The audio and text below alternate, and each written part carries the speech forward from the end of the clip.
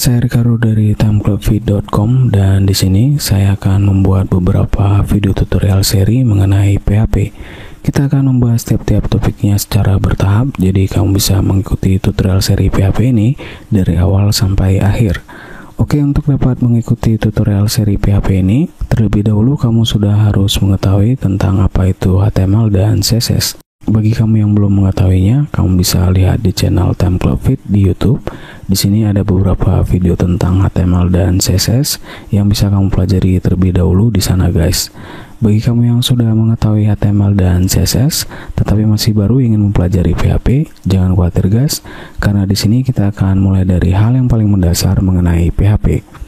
Oke, sebagai video perdana tutorial seri PHP ini, kita akan membahas tentang apa itu PHP. PHP singkatan dari Hypertext Preprocessor. PHP adalah sebuah bahasa pemrograman yang ditujukan untuk membuat website dinamis. PHP dikemas dalam sebuah modul dan diletakkan pada web server. Jadi ketika klien meminta halaman web yang mengandung perintah atau skrip PHP, maka modul PHP yang berada di dalam web server akan terlebih dahulu menerjemahkan seluruh skrip PHP yang ada pada halaman tersebut, lalu menampilkan halaman webnya kepada browser klien. Oleh karena itu, PHP juga dikenal dengan istilah server-side scripting, yang artinya semua skrip diproses atau dijalankan pada server. Berbeda dengan client-side scripting, semua skripnya diproses atau dijalankan pada browser klien atau user. JavaScript atau jQuery adalah termasuk client-side scripting. Nah, karena PHP bekerja di dalam server, maka PHP akan memberikan hasil atau output yang sama pada semua jenis dan versi browser yang dipakai oleh klien. Berbeda dengan JavaScript atau jQuery, hasil atau outputnya bergantung pada jenis dan versi browser yang dipakai oleh klien atau user. Oke, selanjutnya PHP juga bisa digunakan untuk berkomunikasi dengan MySQL Server. Apabila halaman web yang diminta oleh klien membutuhkan data dari MySQL Server, maka PHP akan berkomunikasi dengan MySQL Server lewat PHP MyAdmin. Lalu PHP akan mengambil data tersebut dan kemudian mengirimkannya kembali kepada browser klien. Nah, PHP MyAdmin ini adalah sebuah aplikasi yang ditulis dengan skrip PHP. Fungsinya adalah untuk menangani administrasi MySQL, seperti membuat basis data, membuat tabel, membuat relasi, mengambil data, dan lain sebagainya. Nah, dari penjelasan singkat tadi, maka untuk dapat menjalankan PHP, kita membutuhkan web server seperti Apache. Web server ini akan melayani permintaan halaman web dari browser klien melalui protokol komunikasi HTTP atau yang kita kenal dengan Hypertext Transfer Protocol. Misalnya bila kita ingin meminta halaman YouTube, maka pada URL browser kita ketikkan http://www.youtube.com. Lalu kita tekan enter pada keyboard, kemudian web server yang berada pada situs YouTube akan merespon permintaan kita dengan mengirimkan halaman yang kita minta. Ya, kira-kira seperti itulah fungsi daripada web server.